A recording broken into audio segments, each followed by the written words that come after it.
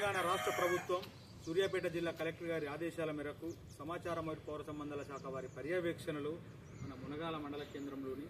ఇవాళ అన్ని గ్రామాలలో ఆవాస ప్రాంతాలలో కూడా